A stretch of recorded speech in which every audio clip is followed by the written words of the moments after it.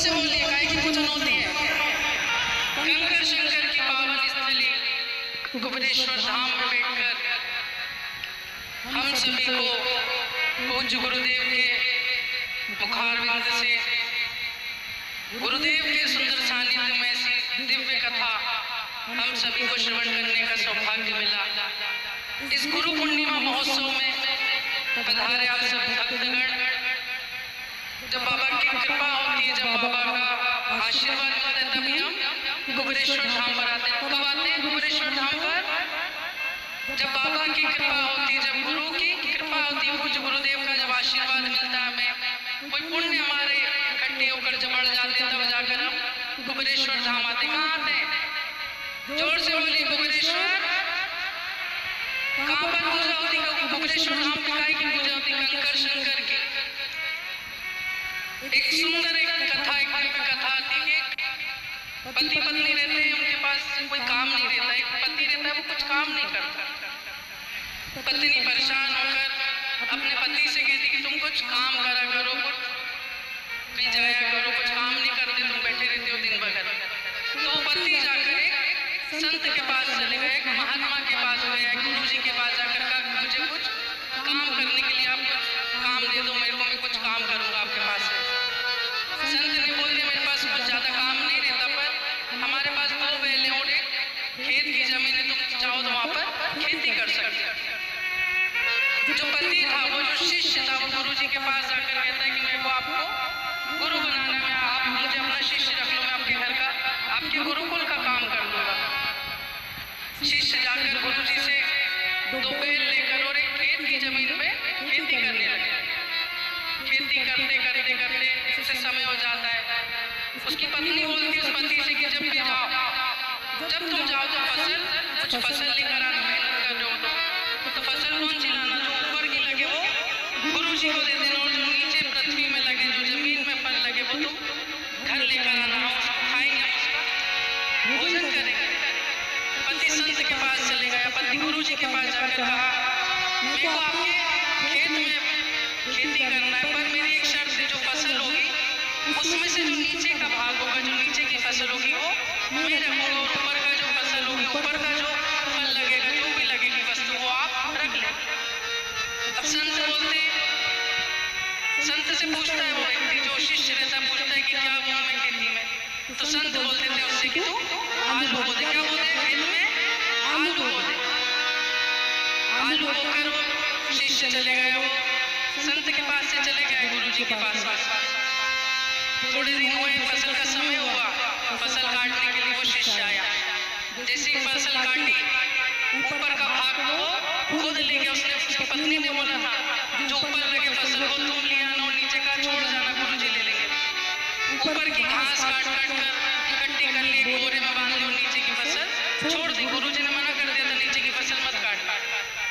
जैसे वो घास को इकट्ठा कर कर, उन भिंडियों को इकट्ठे कर कर, जो घास जो बचा हुआ हिस्सा था आलू की फसल का, तो वो अपने साथ ले गया और आलू छोड़ दिया।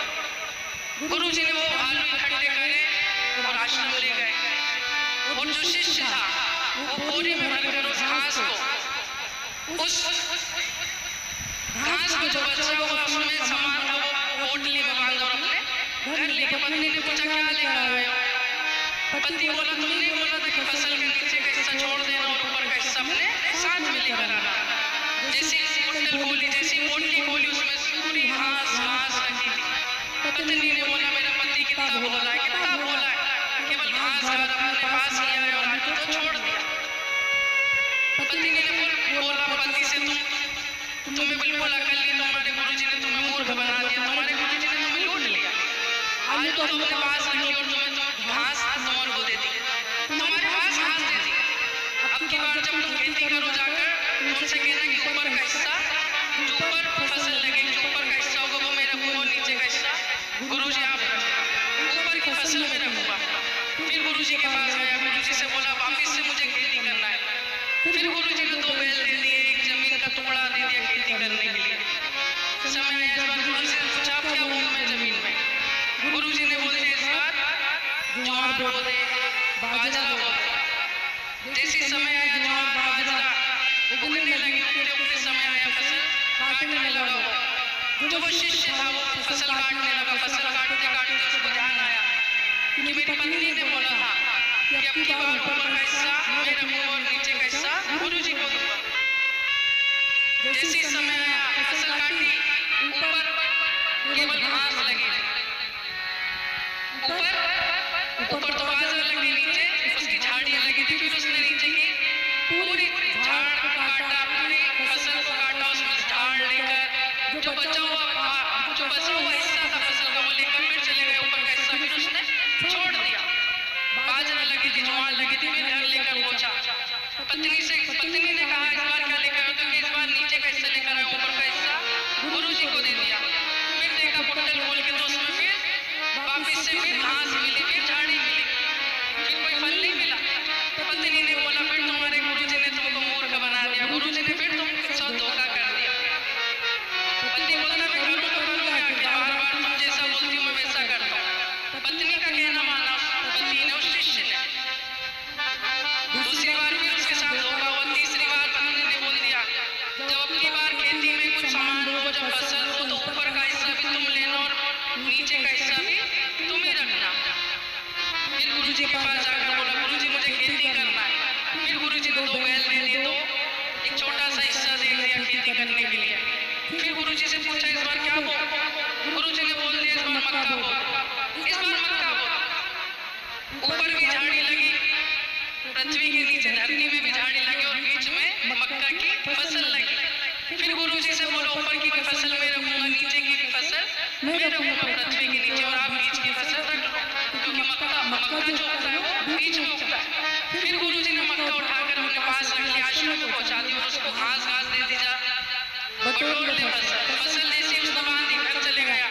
फिर पत्नी ने पूछा क्या लेकर आए?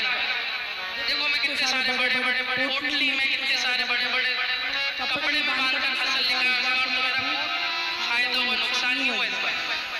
जैसी गठरी खोली, जैसी पोटली खोली, फिर उसमें घास ही घास, फिर उसमें घास निकली। पत्नी ने बोला तुम्हारे गुरु तुम्हें मूर्ख बना दिया। जब तक तुमने अपने गुरु की सेवा करी उन्होंने तुम्हें मूर्ख बनाया, तुम्हारा इस्तेमाल करा, तुम्हें बुद्धि नहीं दी। तुम्हारे गुरु जी तुम्हें मूर्ख बनाए। गुरु जी कितनी देर में घर में आ गए, उतनी देर में घर में गुरु जी का आगमन हुआ। पत्नी बोलने लगी कि आपने मेरे पति को मूर्ख बनाया है, आपने मेरे पति को बार मूर्ख बनाया, उससे काम करवाया। गुरु जी कहते मैंने तुम्हारे पति को मूर्ख नहीं बनाया, मैं इसकी परीक्षा ले रहा था कि ये मेहनत करता है कि नहीं करता, ये परिश्रम कर सकता है कि नहीं कर सकता, इसलिए मैंने इसकी परीक्षा ली बार बार। इसको ज्ञान नहीं था फसल में क्या लगता है क्या, इसलिए मैंने इसकी बार बार परीक्षा ली, बार बार इसका मेहनत देखी मैंने, इसका प्रयास करने का तरीका देखा, मेहनत करता है कि जो मैंने फसल रखी थी वो मैंने भोग नहीं होगा उसको, जो मैंने फसल इससे ली थी वो मैंने अपने पास रख रखी, आलू मिलाकर दे दिए, मक्का मिलाकर दे दी, ज्वार मिलाकर संत ने किसको दे दी?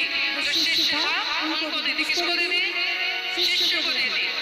क्योंकि गुरु संत हमसे लेते तो थोड़ा सा पर देते हमें बहुत सारा, और कितना सारा देते? बहुत सारा, जिसकी कीमत नहीं हो सकती, जिसका वर्णन नहीं हो सकता। थोड़ा सा गुरु जी ने लिया हो, बाकी का पूरा उस मनुष्य को दे दिया, उस व्यक्ति को दे दिया। मनुष्य खुश होकर अपने पास रहने लगा, अपने संग रहने लगा गांव में। अंत में उसे याद आया कि मैं गुरु जी को अपशब्द का माफी मांगने के लिए गया। गुरु जी ने उस मनुष्य को, गुरु जी ने उस शिष्य को अपना लिया और अपना शिष्य बना लिया, अपना शिष्य बना लिया। जो गुरु होते हैं वो रखते नहीं अपने पास, सब अपने भक्तों को, अपने चाहने वालों को, अपने शिष्यों को देते थे। आइए एक सुंदर भजन हम सभी श्रवण करें। बाबा बबरेश्वर धाम की पावन धरा, हाथ उठा के दोनों हाथ उठा के हर हर हर हर, पीछे वाले हर हर।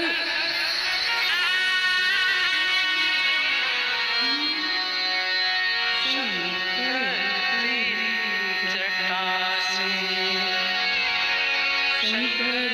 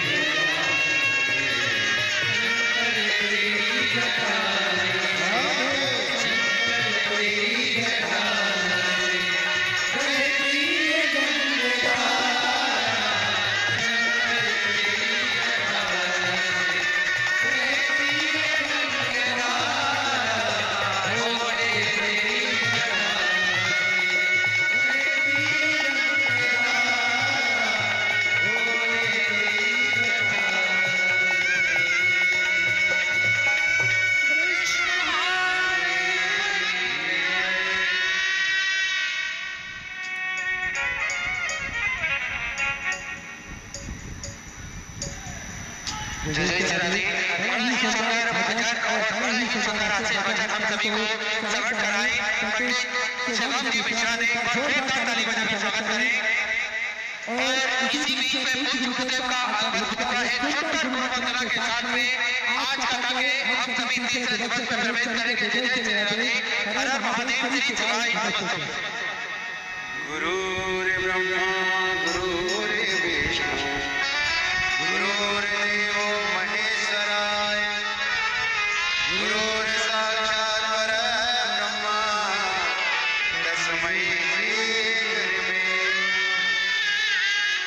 प्रेम बनाए रखना चरणों में लगाए रखना, प्रेम बनाए रखना चरणों में लगाए रखना, प्रेम बनाए रखना चरणों से लगाए रखना, प्रेम बनाए रखना चरणों से लगाए रखना। प्यास तुम्हारी है, विश्वास तुम्हारा है, प्यास तुम्हारी है, विश्वास तुम्हारा है, तेरा ही भरोसा है, तेरा ही सहारा है, तेरा ही भरोसा है, तेरा ही सहारा है। प्रेम बनाए रखना चरणों से लगाए रखना, प्रेम बनाए रखना। हो निरल के हो हारे साथी, निरल के हो हारे साथी, हर दीपक में तेरी बाती, हर दीपक में तेरी बाती। तेरा प्यारा है, रोशन जग सारा है, तेरा प्यारा है, रोशन जग सारा है। तुमसे ही चमक रहा हर चांद सितारा है।